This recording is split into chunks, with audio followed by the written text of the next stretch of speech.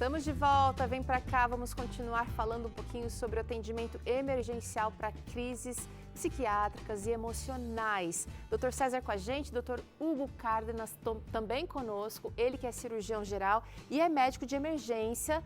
Imagino que seu atendimento deva lotar, porque só eu conheço muitas pessoas que vão ao atendimento emergencial, doutor, achando que estão com sintoma de algo físico e chega lá, não é bem isso.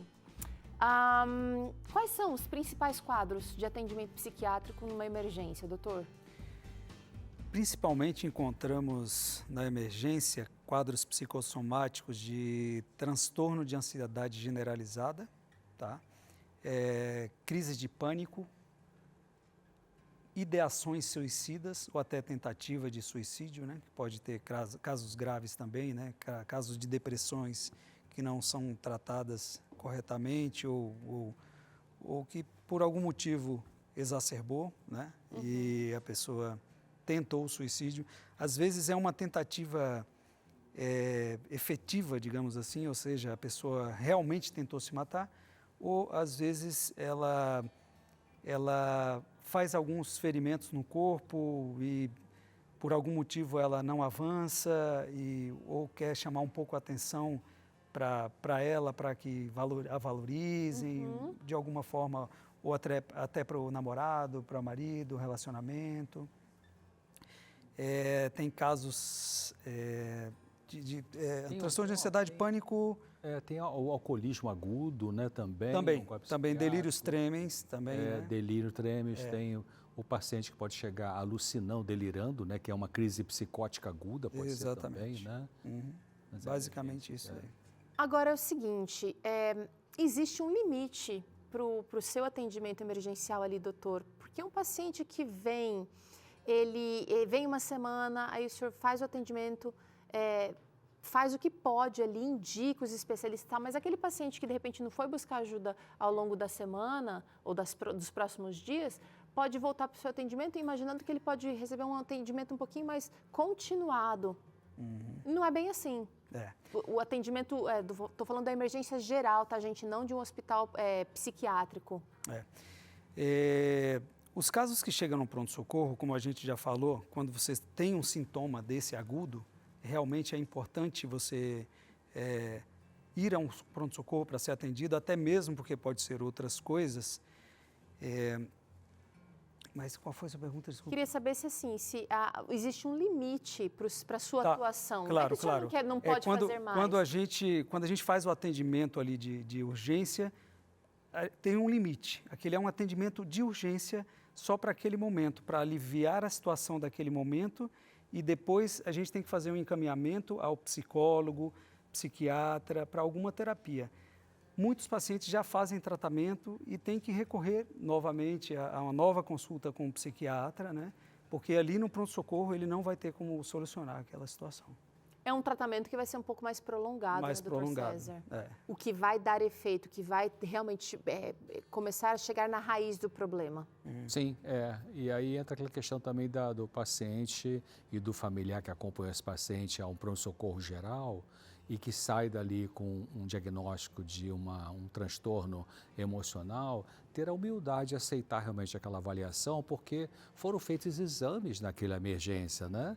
Exame de laboratório, exame de sangue, exame de imagem, e se verificou que não tem uma doença. Se por acaso a pessoa mesmo assim acha que pode ter uma coisa física, então ela tem o direito de procurar o seu médico de família, seu médico clínico geral particular, enfim, e pesquisar, né? Pedir para pesquisar isso aí. Mas, uma vez mais, sendo comprovado que não tem uma doença física que explica os sintomas, aí requer a humildade para aceitar de passar por uma avaliação psicológica para ver o que está acontecendo, né? Especialmente, como eu falei no bloco anterior, daquelas pessoas que costumeiramente têm um mal-estar XYZ e vai para a emergência e fica até acostumado, até se vai na mesma emergência, o pessoal já conhece o paciente, né? Sim. E já sabe qual é a história. Então, em algum momento tem que romper isso aí para entrar realmente no tratamento adequado dentro da área psiquiátrica que cabe. Ainda tem preconceito, né, Teru? Então, pessoal de casa, é importante entender de que assim como você pode ter uma má digestão, você pode ter um fígado que não está funcionando muito bem, tá, talvez com uma esteatose hepática, ou você tem um pulmão que não está respirando bem, né? Então, você pode ter um pensamento que está torcido, você pode ter uma emoção que está reprimida ou está muito impulsiva, precisa de uma regulagem, né? Então, o nosso emocional também desregula, não só o fígado, não só o coração, não só o baço, o pâncreas e tal. E quem é que ajuda a regular isso é o profissional de saúde mental, que é o psicólogo e o psiquiatra. Não precisa ter medo, né? Aquela história de que só vai psiquiatra quem está maluco, não é isso, né? A realidade não é essa. Agora é o seguinte, chegou aqui uma participação, alguém nos mandou uma pergunta, eu quero trazer aqui, tanto para o doutor César como para o doutor Hugo. O João de Nova Friburgo pergunta assim, olha, como superar uma crise espiritual? Ele diz aqui, além da leitura da palavra e os cultos, parece que parei no tempo, mesmo seguindo as diretrizes. Obrigada, João, pela sua pergunta. E ele traz uma questão interessante aqui, porque daria para confundir uma questão emocional, uma questão psiquiátrica com um ataque espiritual. A gente tem que tentar, obrigado, João, pela sua pergunta, a gente tem que entender o seguinte, nós seres humanos, independentemente da religião que a pessoa professa, o ser humano tem uma dimensão física, mental, social e espiritual. Né? E se a gente pegar a filosofia cristã, a interpretação cristã da vida, a visão cristã da vida, e o texto básico é a Bíblia, né, para o cristão, a gente vê quando Jesus viveu aqui, ele lidava o tempo todo com pessoas doentes, mas e as curas que ele fazia, é interessante, tem algum evangelista, pode ser Mateus, Marcos, Lucas e João, talvez Lucas explica bem isso aí, porque Lucas era médico, né? Então, tem versículos bíblicos que mostram que Jesus curava, aí é citado ali, uma epilepsia, né? Uma crise convulsiva, epilética, uma paralisia, uma cegueira, né? Uma atrofia da mão, né? Então, são doenças físicas, mas também ele é dito que ele tratava pessoas que estavam angustiadas, querendo morrer, né? E pessoas que estavam com uma alteração espiritual, né? Que a gente pode chamar de uma opressão espiritual, esse é um tipo de problema espiritual, ou uma possessão espiritual. Então, Jesus tinha uma visão muito clara da realidade, né, doutor Hugo? Ele percebia a guerra espiritual em tudo, né? Por exemplo, teve aquela ocasião que Jesus começou a falar, olha, eu vou ser preso, falou para os discípulos, não, preste atenção no que eu estou dizendo, eu vou ser preso, vou ser torturado, vou ser julgado no julgamento corrupto, vão me bater, vou morrer, né? Vou morrer crucificado. E aí Pedro pulou na frente, não vou deixar acontecer isso e tal. Aí Jesus olhou para Pedro e para os discípulos e disse, afasta de mim, Satanás. Bom, era Pedro ou não era Pedro? Nesse caso específico, era uma opressão espiritual. Mas, por exemplo, quando Judas, né, que traiu Jesus, lá com o sacerdote, recebeu as 30 moedas de prata, a Bíblia diz, entrou nele, em Judas, Satanás, e ele foi andando para ir lá no templo fazer a tramóia. Esse foi um caso de possessão. Mas não foi um caso de possessão daquele estrambólico, que a pessoa grita, cai no chão, baba e tal. Não foi uma manifestação espetacular. Que existe também. Mas, então, a crise espiritual, o João está perguntando como resolver a crise espiritual? Depende da crise, João, né? É falta de fé? É culpa? É querer abandonar Deus porque acha que Deus não está respondendo? Né? Se é isso, você tem que, eu sugeriria assim, abra teu coração a Deus. Muitos anos atrás eu li um livro do rabino, que já falei aqui, Harold Kushner, né? Que morreu o filho, e ele, no livro, ele coloca assim, a raiva que ele também sentiu de Deus por ter morrido uma criança, era um jovem, adolescente, né? O menino chamava-se Aaron, morreu de uma doença rara chamada progérica, um envelhecimento rápido. E nesse livro, esse rabino fala assim, você está com muita raiva de Deus? Acha que Deus não te responde, as orações, tudo isso? Fale com Ele, abre o teu coração para Ele, porque você possibilita Deus chegar para você e te ajudar nessa crise espiritual. Como você não especificou qual é a crise, mas eu diria, fale com Deus. Doutor, eu acho que eu queria falar uma coisa. Essa questão, eu gostaria de entender melhor essas diretrizes que ele estava seguindo, né? Porque, assim, é claro que ele sente essa dificuldade espiritual, que não dá para saber, porque ele não descreveu qual é, e nós temos que lembrar que nós somos templos do Espírito Santo. O nosso corpo, é no nosso corpo que está a nossa mente. As pessoas, às vezes, separam corpo, mente e espírito, e está tudo junto. Nosso corpo é templo do Espírito Santo e tem que ver se essas diretrizes que ele está falando incluem o cuidado do corpo. Porque poderia começar pelo cuidado do corpo. Não sei até que ponto ele está cuidando do corpo dele em torno do que eu falei, né, de hidratação, de sono, de exercício físico, de alimentação saudável, né, e preparar esse corpo para ter uma mente melhor, com um espiritual melhor também.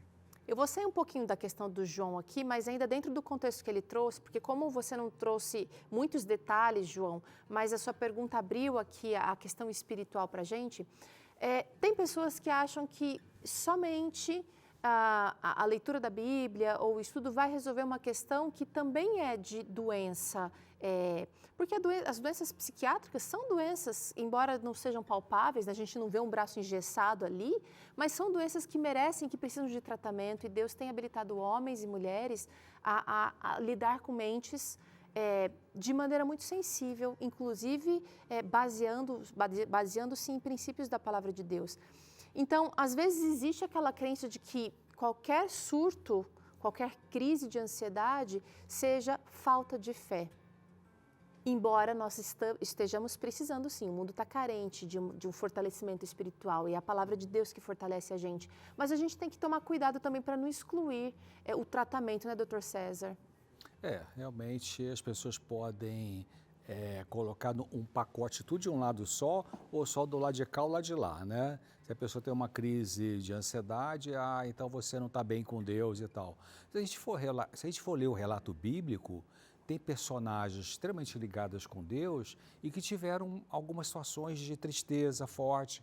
Por exemplo, vai lá no livro de Ezequiel, no capítulo 3, versículo 14, né? Ali, aquele dia, Ezequiel estava com uma tristeza muito forte, uma angústia, né? E o texto, Ezequiel 3,14, ele fala assim, e aquela angústia estava me perturbando, mas a mão do Senhor era forte sobre mim, e eu estava sendo guiado pelo Espírito de Deus. Então, cuidado, porque o próprio Jesus, né, quando ele estava ali na reta final, quando ele foi no Getsemane orar, pediu que os discípulos orassem por ele, aí ele se afastou para orar sozinho, né, depois encontrou a galera dormindo, né? Então, aquela hora ele estava com uma agonia, ele estava com uma angústia tão forte que chegou a suar sangue, né? Claro que é uma angústia de uma origem diferente da angústia humana. Certo. Ele estava com aquela angústia porque ele estava recebendo pecados de todos nós, ele sendo inocente, né? A nossa angústia tem a ver com outras situações, tem a ver com traumas da infância, tem a ver com problemas de relacionamento familiar, né? Mas cuidado para não achar que todo tipo de sofrimento emocional é uma questão de falta de fé ou falta de relação com Deus, porque não é verdade em todos os casos. Agora, por outro lado, é bem verdade que muitas vezes nós colocamos coisas na nossa vida, inclusive para tentar tapar esse buraco que o Dr. César trouxe aqui, Dr. Hugo, assim, da dor. A gente vai no trabalho, a gente procura se distrair, às vezes, com literatura, com livros, com filmes, com música. E, sem perceber, a gente professa, diz que confia em Deus, mas está se afastando dele. E aqui eu queria trazer aqui essa questão, né, da rejeição da verdade, porque quando nós temos uma base, e aqui no Novo Tempo a gente tem falado muito sobre a importância de você buscar Deus, entender quem é Deus, conhecê-lo em sua palavra, quando a gente rejeita a verdade, isso pode sim levar ao comprometimento moral e espiritual, gente, é inegável. E é difícil falar desse assunto aqui, nessa sociedade em que a gente vive, porque a gente vive numa sociedade, a sociedade líquida. A meditação de hoje, inclusive, fala sobre isso, né? Uma sociedade em que nem tudo tem um parâmetro certo, a gente vai onde é melhor, né? Fala da verdade relativa, né? Exato. Mas a espiritualidade, ela vai ser mexida quando a gente rejeita a verdade. Tem uma situação que eu quero trazer aqui na sua tela. Olha só. Ellen White, essa escritora americana que a gente traz aqui de vez em quando, que escreveu sobre vários assuntos, nesse livro Testemunhos para Ministros, ela diz que depende inteiramente do próprio homem demonstrar se ele agirá por si mesmo, o que significa que Satanás o manejará, ou se será dirigido pelo Espírito de Deus. É uma citação até um pouco forte, mas quando a gente pensa que a nossa independência significa, na verdade, estarmos abertos à influência do inimigo de Deus, isso é forte mesmo. Não é inocente. Quanto a esses extremos, voltando a enfatizar o que você falou, nós temos que tomar cuidado para não espiritualizar tudo, né? Que existem coisas patológicas e somáticas, que a maioria das vezes são consequências do nosso estilo de vida, da forma que nós vivemos, o que fazemos com o nosso próprio corpo, né? E o outro extremo também do ceticismo, de não acreditar. Excluir, né? completamente. Excluir completamente a parte espiritual. Eu posso ler um versículo bíblico aqui? Pode ler, doutor. Tem um versículo bíblico que eu chamo da minha lupa espiritual. E esse versículo está em Efésios 6:12. Efésios 6:12, que fala: porque a nossa luta não é contra a carne e o sangue, e sim contra principados e potestades, contra os dominadores deste mundo tenebroso, contra as forças espirituais do mal nas regiões celestes. Né? É real.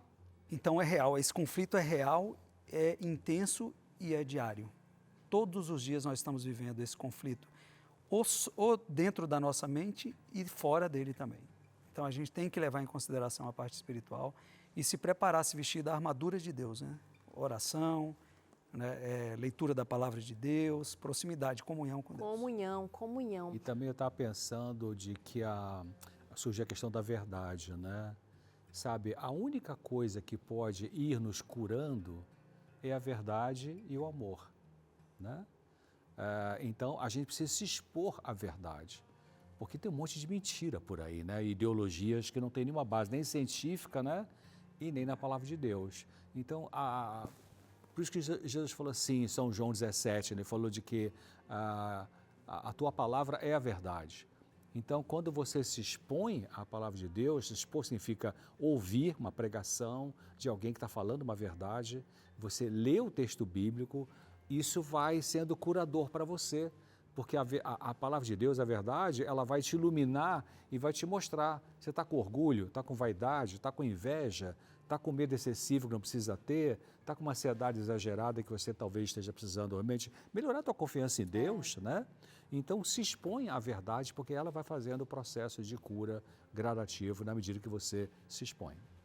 Olha, a gente vai falar já com você sobre como podemos lidar com essas situações, nós que não estamos vivendo, mas estamos convivendo com alguém em situação de crise, tá? A saúde, gente, é um presente precioso. Você está vendo aqui, doutor Hugo falou várias vezes da importância de cuidar do corpo e eu gostaria que você encarasse isso como um ato de amor próprio, em que vai refletir por toda a nossa vida. E pensando nisso, a gente aqui da Novo Tempo, nós estamos produzindo a nova revista Esperança, que é a Máquina Humana.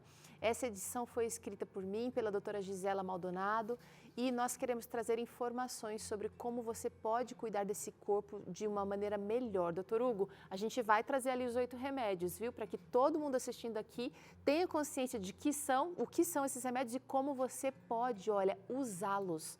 Tá? Tudo isso a gente pesquisou com base em estudos científicos e, principalmente, baseamos nos princípios da Bíblia. Só que a gente quer levar esse conhecimento para o máximo de pessoas possível. Nossa meta são 50 mil famílias para começar e, para isso, a gente precisa da sua ajuda. Você quer levar saúde e qualidade de vida junto com a gente? Então, vai lá, olha, faça a sua doação extra pelo Pix. A chave Pix está aparecendo aqui para você. Tem o QR Code aqui, isso. Ou então você pode digitar aí no seu banco o e-mail anjos@novotempo.com. Quando você fizer essa doação, você manda o comprovante para o WhatsApp do Anjos e aí a gente, como forma de gratidão, vai poder te mandar esse botão aqui, olha, que tá lindão. É só uma maneira de materializar a nossa gratidão a você. O WhatsApp para você mandar o seu comprovante é o seguinte, é o 12 98176 6630. Dá para tirar dúvidas também por esse WhatsApp, então se você desejar, pode fazer a sua perguntinha que a nossa equipe vai responder para você. Sou anjo, sou o novo tempo. Muito bem, gente, vamos fazer um intervalo rápido. Eu tô louca para saber o que a gente pode fazer para ajudar nesses momentos de crise. A gente que não é médico, a gente que é familiar, que é amigo, que está ali acompanhando a luta, tem coisas que a gente pode fazer. Daqui a pouquinho o Dr. César e o Dr. Hugo comentam sobre isso. Ainda tem a história da Renata por aqui. Tem também a oportunidade dos nossos especialistas responderem as suas dúvidas. Então manda aqui pra gente perguntas e dúvidas que a gente vai trazer os especialistas comentando e respondendo, tá? A gente volta já.